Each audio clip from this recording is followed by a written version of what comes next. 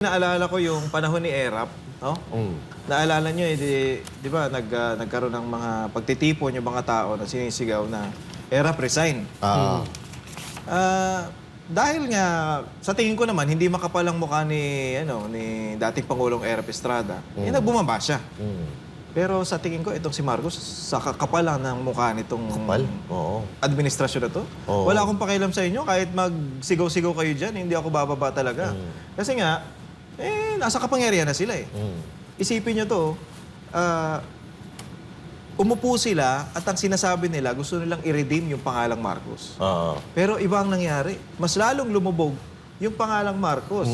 At ang ganda nga nung sinabi mo, partner, na imbis na angatan, si Pangulong Duterte, hindi eh.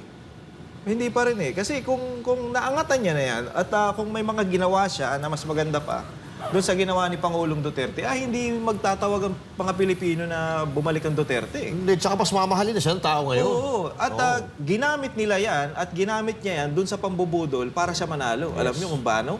Sabi niya, itutuloy natin ang mga ginawa ni Pangulong Duterte at mas lalamangan. Di ba? Yung BBM, yung Build Better More nga.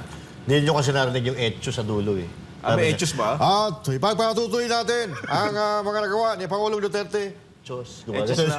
20 pesos. Charis. 20 pesos na bigas. Diyos. Etyos lang. Di ba? Yan yung mga bagay na, alam mo yun, ang taas ng standard na binigay ni Pangulong Duterte. Ikaw, nag-uumpisa ka pala at siyempre, sinasabihan ka ni Pangulong Duterte na weak ka eh. Ngayon, bilang isang parang, alam mo yun, imbis na yung sarili mo, iangat mo, sinasabihan mo akong weak. Sige, magpupursige ako. Gagawin ko yung ginawa mo, lalamangan kita. Para mas makita mo na hindi ako ganito. Ganun dapat. Papakita ko sa'yo na mali ang sinasabi mo. Hindi eh, pinakita mong tanga ka talaga eh.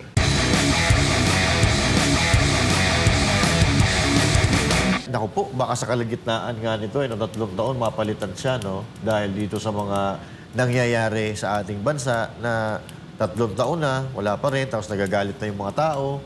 Delikado. At yung nakita ulit natin si Atty. Ruth. Kalmado-kalmado magsalita, no? Hindi mo makikita na tumitingin kayo, tumitingin na ganyan. Samantala si Aunt Claire, hindi alam kung saan tumitingin eh. Kasi naghahanap siya. Ibig sabihin, pagka yung mata mo magalaw, naghahanap ka ng sasabihin mo. Ito, attorney na matalino. Hindi ko alam kung dapat yung mga attorney na pumapasa, no? Dapat matatalino talaga. Yung hindi mo basta-basta po pwedeng kabigin na ganito, kung tama siya, paninindigan niya yung mga sinasabi niya una. Pero dito kay Aunt Claire kasi wala eh. Yung paninindigan talagang nawala. Pero ito abangan natin. Mukhang there's something na mangyayari kasi hindi lalabas yung mga ganitong mga title o mga, yan, may mangyayari kung walang dahilan. Hoy, disclaimer lang, di kami nananalangin Sana nga. Ay, hindi, sana nga, sana si Vice President na maging Pangulo. Hindi naman sa gano'n. At may panaginip ako dyan. Ayan. Pero sa video ko, medyo malalaman. Talaga. Bitawan ko na dito. Hindi kasi hindi kasi pwede bitawan dito. Masyado siyang confidential. Confidential.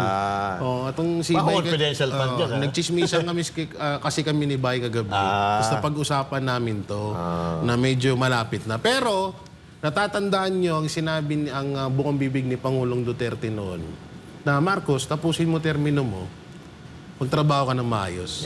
At ayaw din ni Pangulong Duterte na palitan agad siya ni Vice President Sara Duterte kasi parang lumalabas na parang sakim or hayok sa kapangyarihan etong si Vice President Sara Duterte.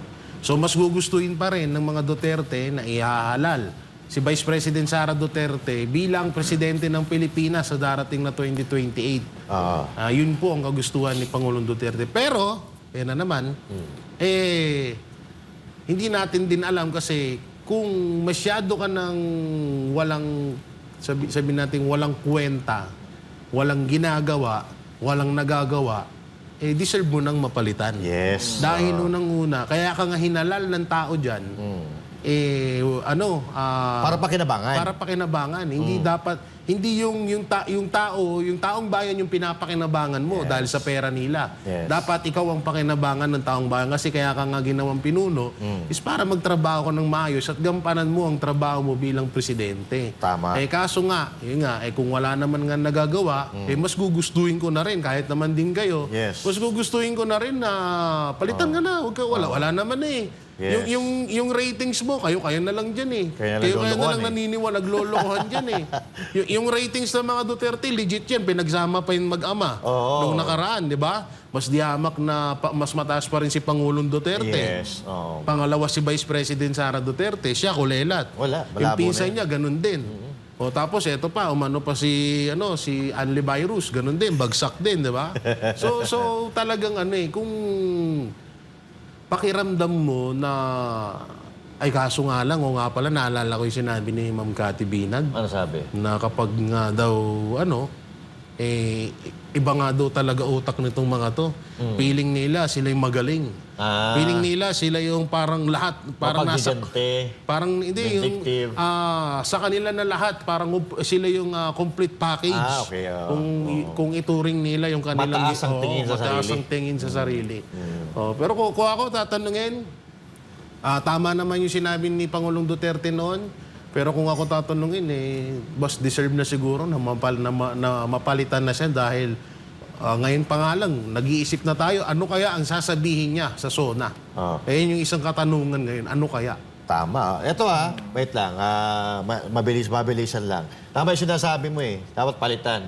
Kasi yung mga gamit sa bahay, kahit gaano pa kahalaga ng isang gamit na yan, kung hindi naman napapakinabangan, anong ginagawa mo doon? Tinatapon mo, tinatago mo, binibenta mo. Ginajunk shop mo. Ginajunk shop mo. Ganon din sa isa tao. Pag wala, minsan nga, pag may asawa ka, di ba? Pag yung asawa mo walang silbi, iniiwan mo, pinapalitan, di ba? Uy! Pero totoo yan, nangyayari yan, real talk yan. Paano pa kaya? Ito, na ang isang asawa na walang silbi, ang binubuhay lang niya isang pamilya. Ito, ang binubuhay niya, ang bubuhayin niya or aalalayan niya ay isang buong bansa.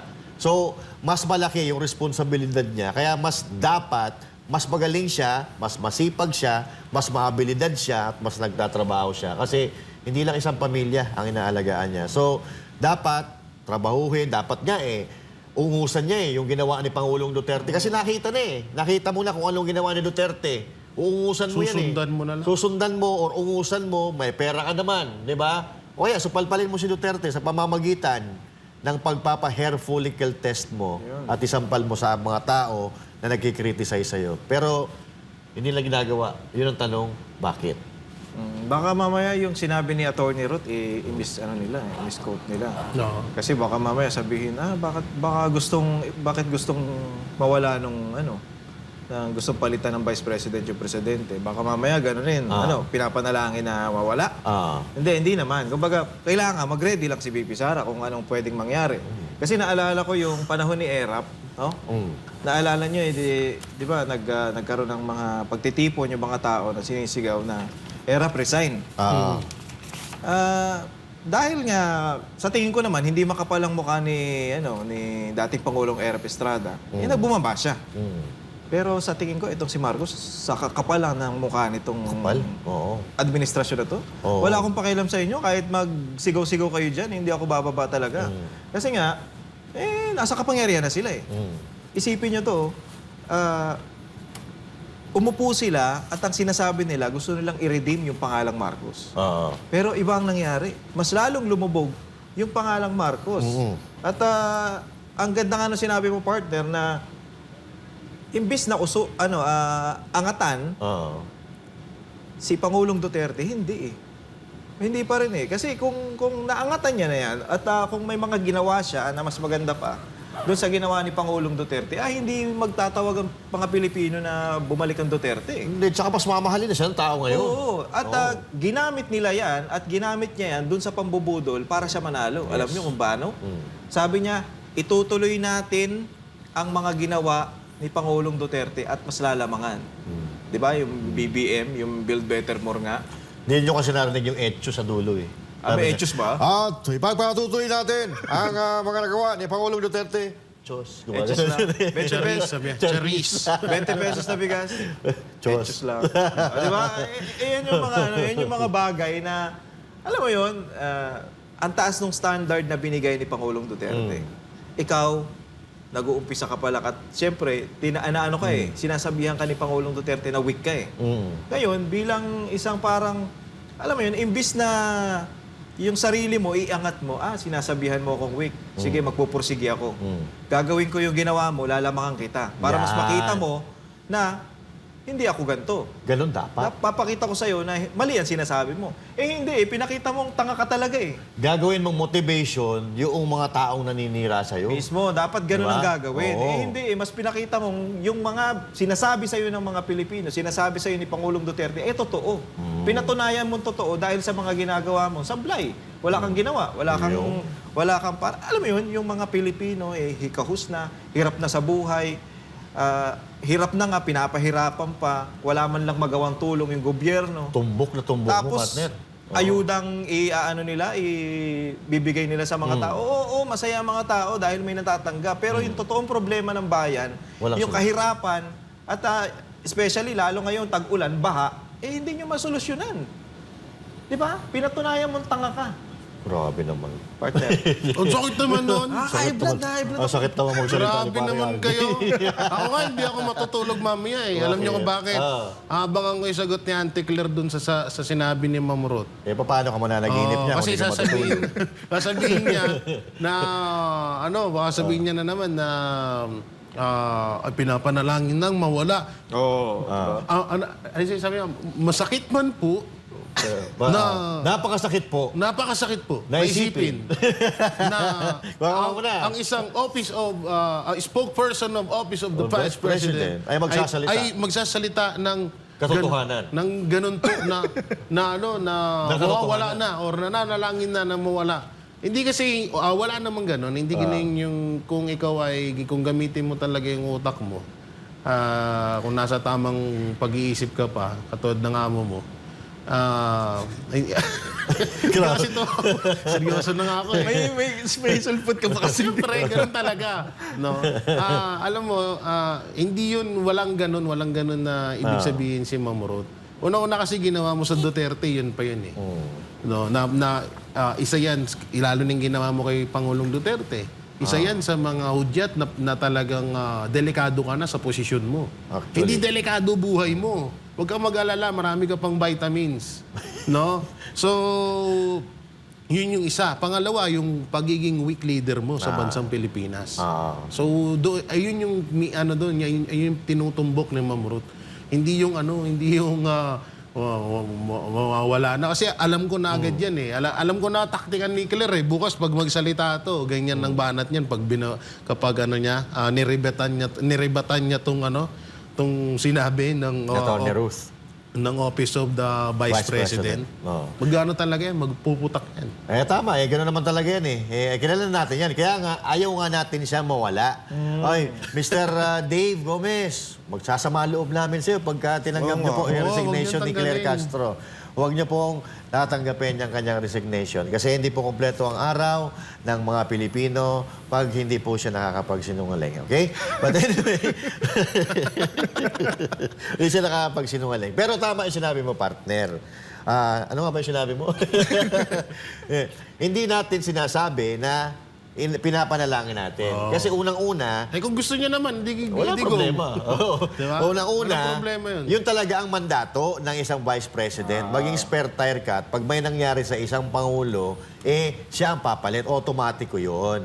Pero, maliban dyan, kaya siguro kayo medyo kasi ang daming mga kapalpakan na nangyari. Actually, ang dami po. Napakarami. Kung bibilangin natin, napakarami po ng mga impeachable offense ang nagawa ng administrasyon ni Pangulong Bongbong Marcos na siyempre hindi nyo mararamdaman yan kasi supporter kayo niya. Pero yung mga supporter mga hindi niya supporter, naku po, delikado. Delikado kayo kasi pag nagwelga ang mga tao, naku po, sasabihin na naman, pinagwewelga na naman ng mga banateros yung mga tao. Hindi po ganun. Kasi yan po ay nakikita natin sa social media na napakaraming nawawalan ng gana Nawawala ng gana sa mga Pilipino. Tulad na lang halimbawa, nung pinakidnap nyo si Pangulong Duterte, sino pa naman ang gaganahan yun? Kahit sa isang presidente na nga ng Pilipinas na maraming nagawa, yun pa pinapahirapan nyo. Imbis na binibigyan natin ng pagkilala, binibigyan natin ng maayos na pag-alaga, pinagkanulo natin. Pero ako natutuwa dahil mayroong mga politiko na gumagawa ng paraan para mapalabas si Pangulong Duterte or mabigyan ng konting kalayaan dahil hindi niya deserve na nandun talaga siya sa Netherlands. Unang-una, yung nagustuhan ng tao sa kanya, hindi po pwedeng gamitin mo yun para doon mo ilubog yung tao. Ang nagustuhan ng mga tao kay Pangulong Duterte, kahit magtanong ka, bakit mo nagustuhan si Duterte na wala yung mga adik? Hindi po pwedeng yun ang gagamitin mo eh. Gagamitin mo na panglaban sa kanya or pagpapabagsak sa kanya dahil yun mismo ang nagustuhan ng mga Pilipino na ginawa niya.